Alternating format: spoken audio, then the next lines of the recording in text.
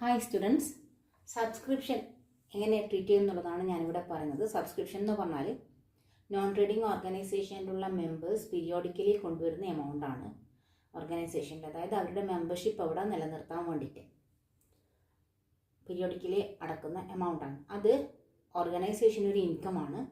അപ്പോൾ receipts and payments അക്കൗണ്ടിൽ receipt സൈഡിലായിരിക്കും subscription കാണിച്ചിട്ടുണ്ടായിരിക്കുക. ഞാൻ മുന്നേ ചെയ്തൊരു വീഡിയോയിൽ പറഞ്ഞിട്ടുണ്ട്, റെസീറ്റ്സ് ആൻഡ് പേയ്മെൻറ്റ്സ് അക്കൗണ്ടിൽ എല്ലാ റെസീറ്റ്സും പേയ്മെൻറ്റ്സും ഉണ്ടായിരിക്കും. അത് ചിലപ്പം പ്രീവിയസ് ഇയറിൽ കിട്ടാനുള്ളതായിരിക്കാം, അല്ലെങ്കിൽ അടുത്ത വർഷത്തേക്കുള്ള അഡ്വാൻസ് ആയിരിക്കാം.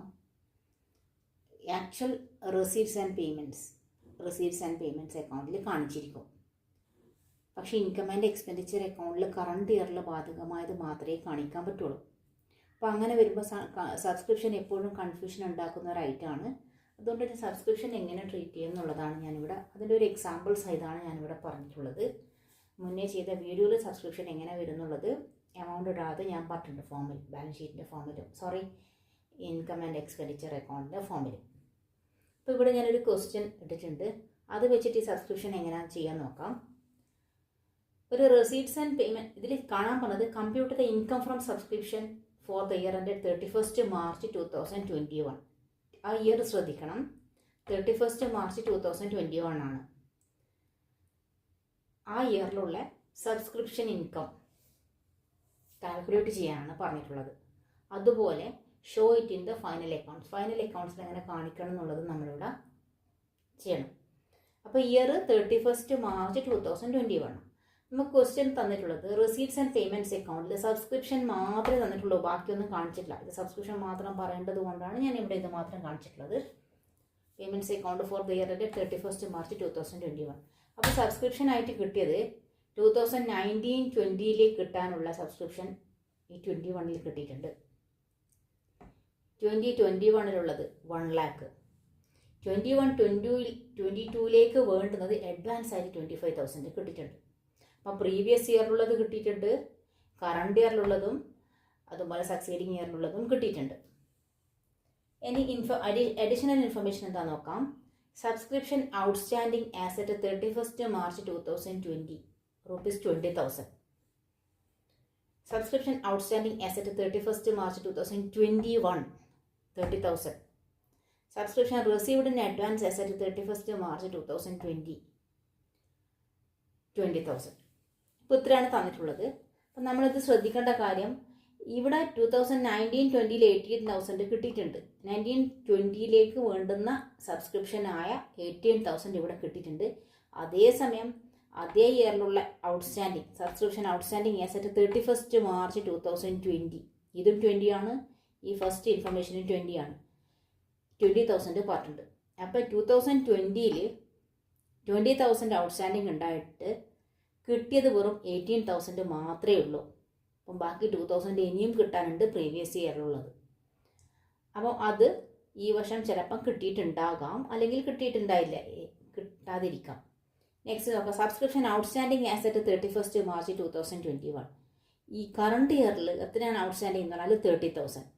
അപ്പോൾ ഈ 30,000 ഔട്ട്സ്റ്റാൻഡിങ്ങിൽ ഞങ്ങൾക്ക് എന്തുകൂടി എടുക്കാം. പ്രീവിയസ് ഇയറിൽ 2,000 കിട്ടിയിട്ടില്ലല്ലോ. 20,000 ഔട്ട്സ്റ്റാൻഡിംഗ് ആയിട്ട് വെറും 18,000 മാത്രമേ കിട്ടിയിട്ടുള്ളൂ.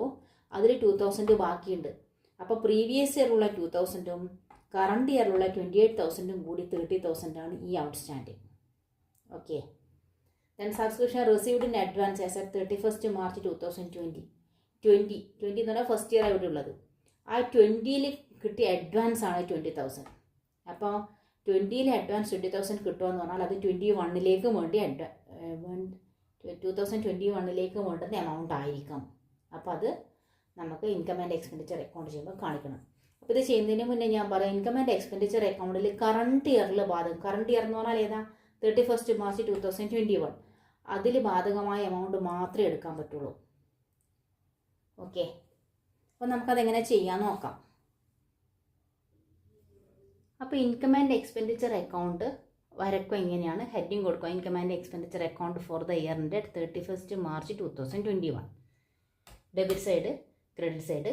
അതുപോലെ എക്സ്പെൻഡിച്ചറാണ് ഡെബിറ്റ് സൈഡിൽ വേണ്ടത്, ഇൻകം ക്രെഡിറ്റ് സൈഡിൽ. ഇനി ഞങ്ങൾക്ക് എടുക്കേണ്ടത് സബ്സ്ക്രിപ്ഷൻ മാത്രമേ എടുക്കണ്ടൂ. അപ്പോൾ സബ്സ്ക്രിപ്ഷൻ എടുക്കുമ്പോൾ നമ്മൾ ഏത് വർഷത്തെ ഇൻകം ആൻഡ് എക്സ്പെൻഡിച്ചർ ആണോ ചെയ്യുന്നത് ആ വർഷത്തെ എമൗണ്ട് വെച്ചിട്ട് വേണം തുടങ്ങാൻ. ഇവിടെ 21 ആണ്.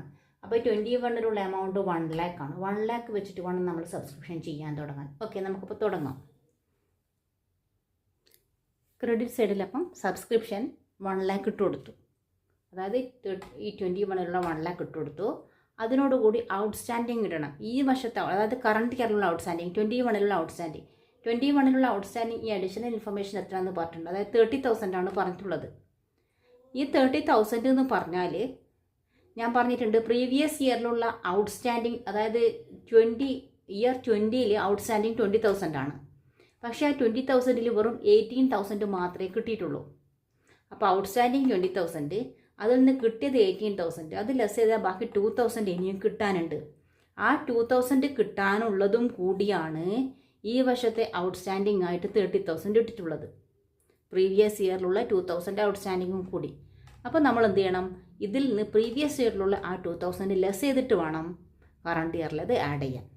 ഓക്കെ, കറണ്ട് ഇയറിലുള്ള 30,000, ഈ 30,000 നിന്ന് പ്രീവിയസ് ഇയറിൽ കൊടുക്കാൻ ബാക്കിയുള്ള 2,000 ലെസ് ചെയ്യുക. അതാണ് ആഡ് ഔട്ട്സ്റ്റാൻഡിങ് എന്ന് പറഞ്ഞിട്ട് 30,000 മൈനസ് 2,000 ഇട്ടത്. അതപ്പോൾ 28,000 ഇട്ടിട്ട് ഇവിടെ ആഡ് ചെയ്യാം. Okay, next subscription received in advance എന്ന് പറഞ്ഞിട്ട് 20,000 തന്നിട്ടുണ്ട്. അതായത് ഇയർ 2020-ലാണ്, 2020-ലാണ് 20,000 അഡ്വാൻസ് കിട്ടിയത്. നമുക്ക് അഡ്വാൻസ് കിട്ടുമെന്ന് പറഞ്ഞാൽ അടുത്ത വർഷത്തേക്കുള്ള എമൗണ്ടാണ് അഡ്വാൻസ് ആയിട്ട് വരും. അപ്പോൾ 2020-ൽ അഡ്വാൻസ് കിട്ടിയിട്ടുണ്ടെങ്കിൽ 2021-ലേക്ക് വേണ്ടുന്ന എമൗണ്ട് ആയിരിക്കും. അപ്പോൾ ഈ 20,000 ഇവിടെ ആഡ് ചെയ്ത് കൊടുക്കുകയാണ് വേണ്ടത്. അതായത് ഈ വർഷത്തേക്ക് വേണ്ടുന്ന എമൗണ്ടാണ് ഈ 20,000. അതിവിടെ കാണിച്ചിട്ടില്ല, അപ്പോൾ അതിവിടെ ആഡ് ചെയ്ത് കൊടുക്കുക. അപ്പോൾ ഇത്രയാണ് ഇൻകം ആൻഡ് എക്സ്പെൻഡിച്ചർ അക്കൗണ്ടിൽ വരുന്നത്, 1,48,000. ഇവിടെ തന്ന ഈ 25,000 2021-22ലേക്ക് വേണ്ടുന്നതാണ്. അപ്പോൾ അത് ഇവിടെ കാണിക്കേണ്ട ആവശ്യമില്ല. അതായത് കറണ്ട് ഇയർ 2021-ൽ ഈ 22-ൽ കിട്ടിയ എമൗണ്ട് അഡ്വാൻസ് ആയിരിക്കും. അപ്പോൾ നമ്മളത് ബാലൻസ് ഷീറ്റിലാണ് കാണിക്കേണ്ടത്. ഇത് സെപ്പറേറ്റ് ആയിട്ട് ഇവിടെ കിട്ടിയതായിട്ട് കാണിച്ചത് കൊണ്ടാണ് ഇവിടെ കാണിക്കാത്തത്. അതായത് 1 lakh വേറെ തന്നിട്ടുണ്ട്, 25,000 വേറെ തന്നിട്ടുണ്ട്. അതുകൊണ്ട് 25,000 ഇവിടെ കാണിക്കണ്ട. പക്ഷേ അഡ്ജസ്റ്റ്മെൻറ്റിൽ തന്നത് 20,000 ഉള്ളത് കൊണ്ടാണ് അതിവിടെ കാണിക്കുന്നത്. അത് ഇതിൽ കാണിക്കാത്തത് കൊണ്ട്. ഓക്കെ, നമുക്ക് ബാലൻസ് ഷീറ്റ് എങ്ങനെ ചെയ്യാൻ നോക്കാം. അപ്പോൾ നമുക്ക് ബാലൻസ് ഷീറ്റിൽ ലാബിലിറ്റീസ് അസറ്റ്സ് ഉണ്ട്. ഈ 21-22-ൽ കിട്ടിയ 25,000 ബാലൻസ് ഷീറ്റിൻ്റെ ലാബിലിറ്റി സൈഡിലാണ് കാണിക്കുന്നത്. അഡ്വാൻസ് ആയിട്ട് കിട്ടിയത് നമുക്ക്, അതായത് സക്സീഡിങ് ഇയറിലേക്ക് വരുന്ന എമൗണ്ട് കറണ്ട് ഇയറിൽ കിട്ടുവാണെങ്കിൽ അത് ലാബിലിറ്റി ആയിരിക്കും. കിട്ടേണ്ടുന്ന ഡേറ്റ് വരെ അത് ലാബിലിറ്റി ആയിരിക്കും. അപ്പോൾ അത് ഇവിടെ കാണിക്കുക. നമുക്ക് മറ്റുള്ളതൊക്കെ എങ്ങനെയാണ് ബാലൻസ് ഷീറ്റ് എടുക്കുക നമുക്ക് നോക്കാം. കറണ്ട് ഇയറിൽ ഔട്ട്സ്റ്റാൻഡിങ് ഉള്ള 28,000 ബാലൻസ് ഷീറ്റിൽ എടുക്കേണ്ടത്. സബ്സ്ക്രിപ്ഷൻ ഔട്ട്സ്റ്റാൻഡിങ് എന്നിട്ട് അസറ്റ് സൈഡിൽ ഇടുക. കിട്ടാനുള്ളത് അത് കറണ്ട് ഇയറിലുള്ളത് 28,000 ആണ്, അത് ഇവിടെ ഇടുക. അതുപോലെ പ്രീവിയസ് ഇയറിൽ ഒരു 2,000 ബാക്കിയുണ്ടെന്ന് ഞാൻ പറഞ്ഞിട്ട് 20,000 നിന്ന് 18,000 മൈനസ് ചെയ്താൽ ഒരു 2,000 ഉണ്ട്. ആ 2,000 ഇവിടെ ഇട്ടിട്ട് 30,000 ആയിട്ടാണ് സബ്സ്ക്രിപ്ഷൻ ഔട്ട്സ്റ്റാൻഡിങ് കാണിക്കേണ്ടത്. അതായത് ഈ 30,000 തന്നെയാണ് ഇത്. പക്ഷേ ഈ 30,000 നമ്മൾ സ്പ്ലിറ്റ് ചെയ്തിട്ടാണ് ഇവിടെ കാണിച്ചിട്ടുള്ളത്. ഇവിടെ കാണിച്ചിട്ടുള്ളത് പ്രീവിയസ് ഇയറിലുള്ളതിൽ ഇൻക്ലൂഡ് ചെയ്തത് കൊണ്ട് ഇവിടെ പ്രീവിയസ് ഇയറുള്ളത് വേറെയായിട്ടും കറണ്ട് ഇയറുള്ളത് വേറെയായിട്ടും കാണിച്ചു 30,000. ഓക്കെ, അപ്പം വീഡിയോ മനസ്സിലായിട്ടുണ്ടാവുമെന്ന് വിചാരിക്കുന്നു. ഇഷ്ടമായെങ്കിൽ ലൈക്ക് ചെയ്യാനും ഷെയർ ചെയ്യാനും സബ്സ്ക്രൈബ് ചെയ്യാനും മറക്കല്ലേ. അടുത്ത വീഡിയോ ആയിട്ട് വീണ്ടും കാണാം. ഓക്കെ.